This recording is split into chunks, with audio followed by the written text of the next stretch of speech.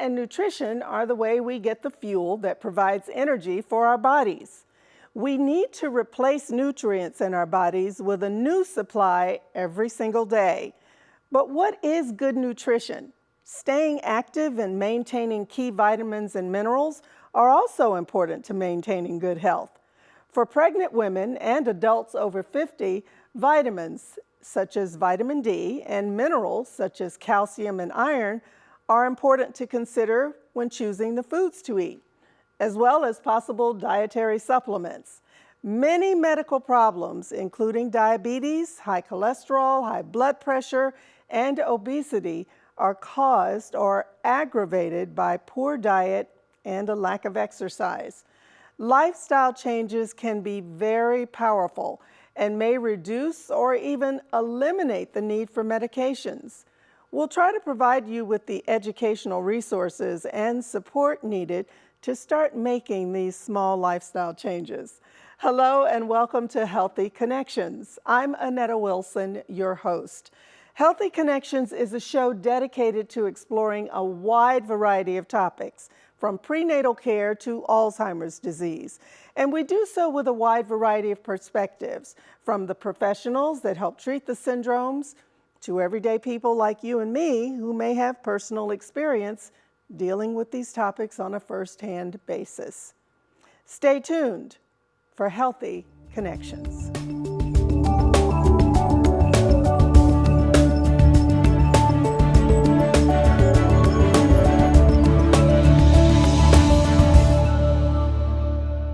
Hilda Santiago, a nutrition educator with the Florida Department of Health in Orange County, is here to educate us on what good nutrition is.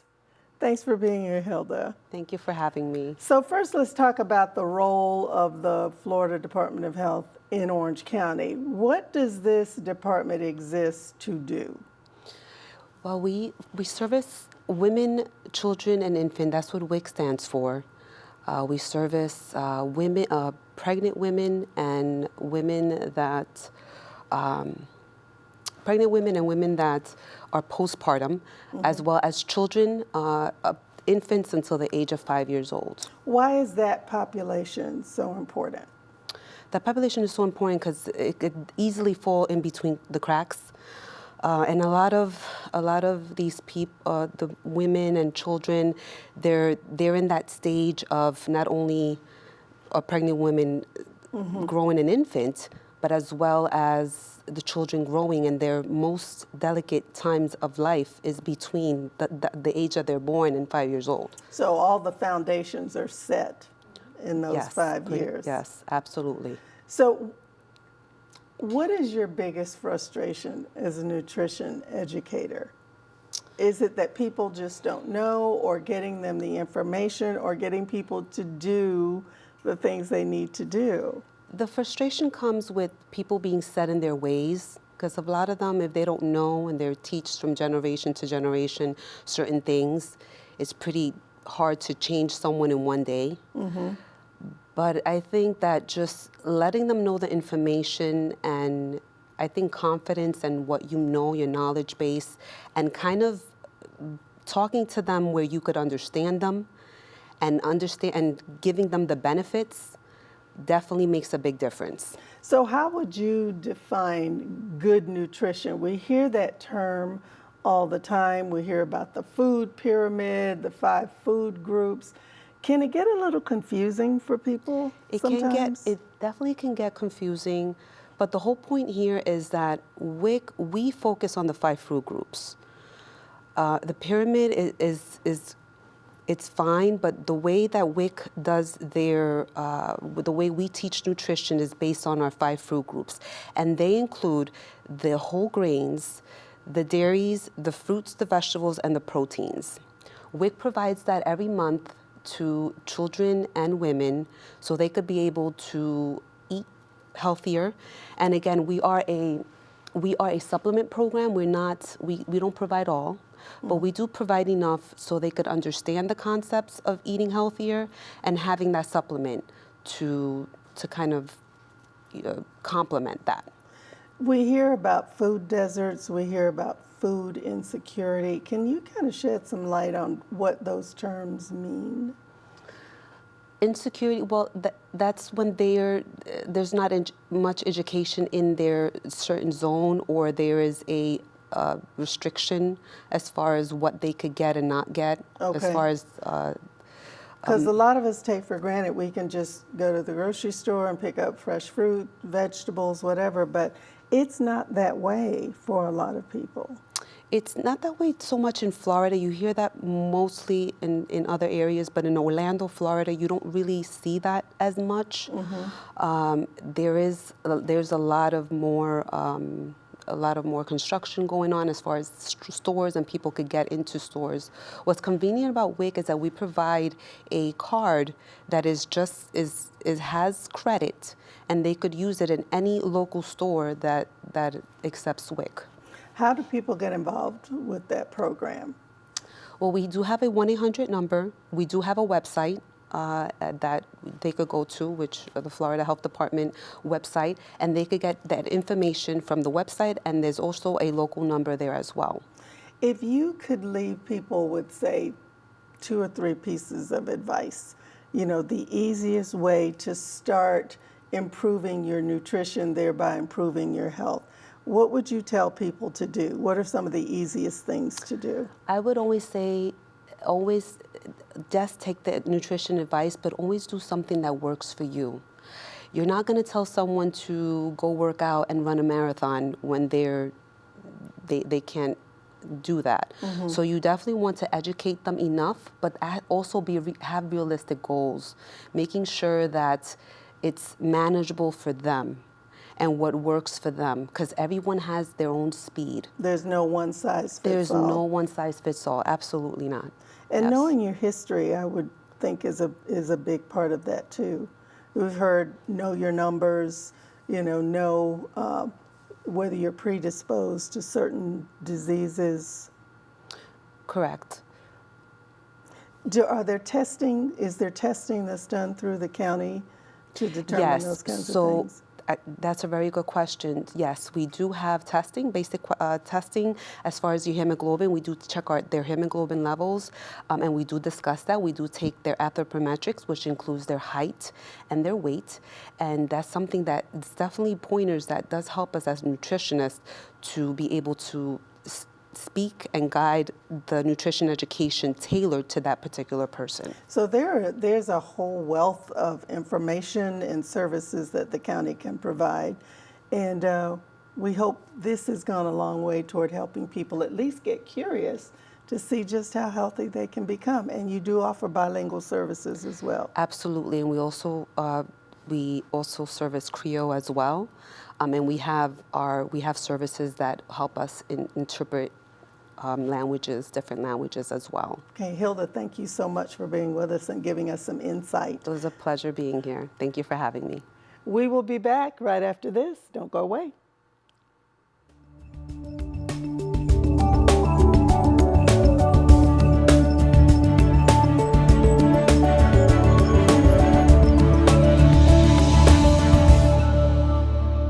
Sabrina Martinez with Ebony Nutrition Consultants Incorporated is here to talk to us about what they're doing to promote a healthy lifestyle in our community. Salinas, thank you for joining us. Thank you for having me. Now, you're a registered dietitian. What exactly does a registered dietitian do? Well, the basics of it is registered dietitians are trained nutrition science professionals. Our degrees are in nutrition science. And we actually translate that nutrition science into everyday food and nutrition information that can affect our health and nutrition for the better. So from an education perspective, we have we're science degrees, and now you have to have masters to become a registered dietitian, which actually will be a permanent part of the dietetics practice in the next coming years. So we're basically translating that hardcore nutrition science into real everyday nutrition information for the population as a whole. So making science more palatable, pardon Correct. the pun, for all of Correct. us. So tell us a little bit about Ebony Nutrition. What do those letters stand for? Yeah, Ebony stands for it's HEBNI, and it's health empowerment through behavioral and nutritional initiatives. And basically, what we do, and we use this tagline all the time, is we just help people eat better. So we like to meet people where they're at from a cultural perspective, from an economic, socioeconomic perspective. We like to meet people where they're at and give them real tools and real solutions to make impactful changes to better their health, but also their family's health. So give us an example of how that works. You know, how do you, number one, how do you know if someone needs your help? And number two, what is the most difficult thing about changing habits? You know, we all get used to what we do every day and what we eat every day. So how much more difficult does it make your job when you're trying to educate people about eating better? Well, first, if you are coming to Ebony, you're probably coming because you were referred by a physician or a friend, and maybe you want to participate in one of our free classes. We have 8 and 16 week programs that are all completely free to the public.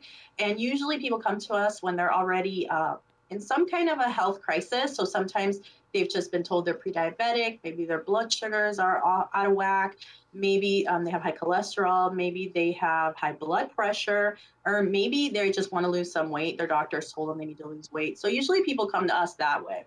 And then, we're, whether we like to believe it or not, we're creatures of habit. And for the most part, we all tend to eat the same things over and over again, like week after week. We Mm-hmm. like to think, oh, I don't like to eat the same things over and over again, but we do. So it'd be hard to find somebody who doesn't repeat the same foods a few times a month at least.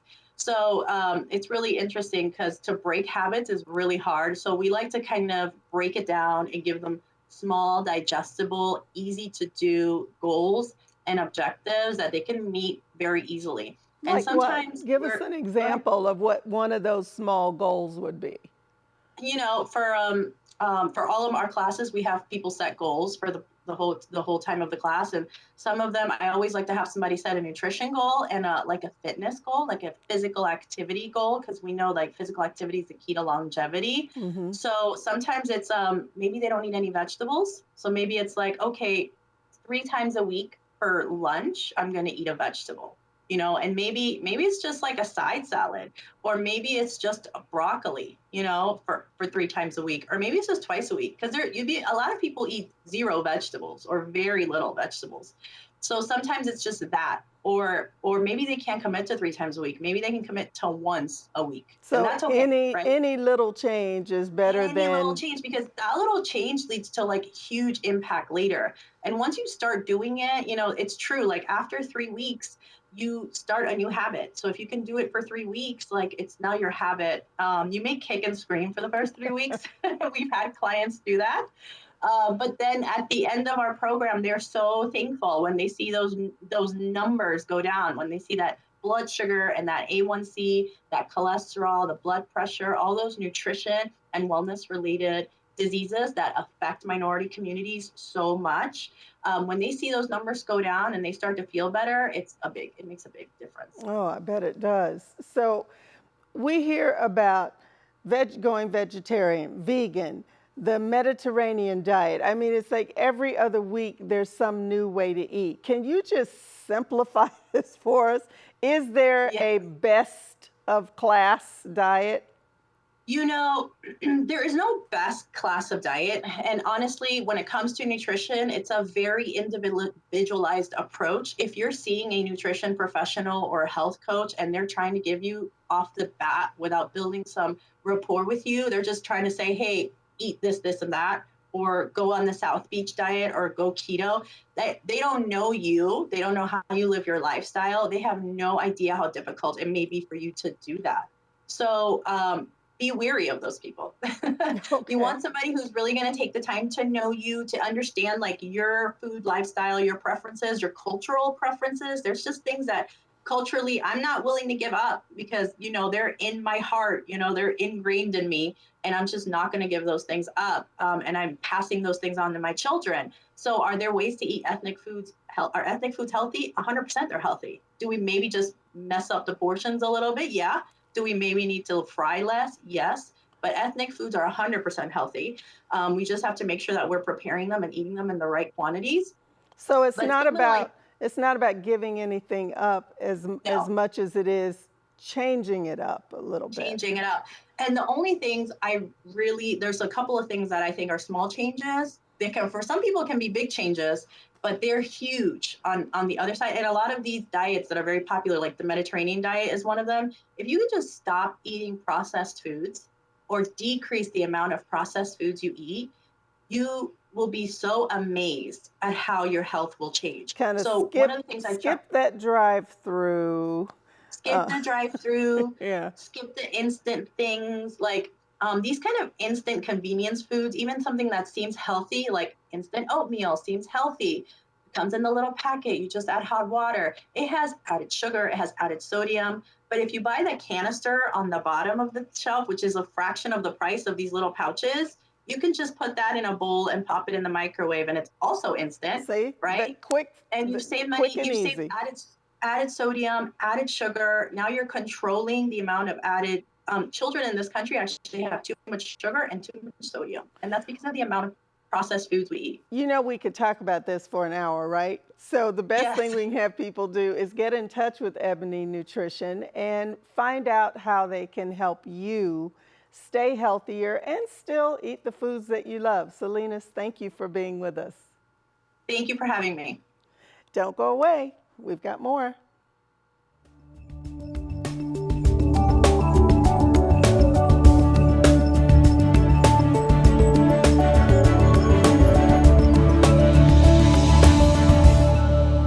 As we've heard, there is so much information out there about how to eat healthy.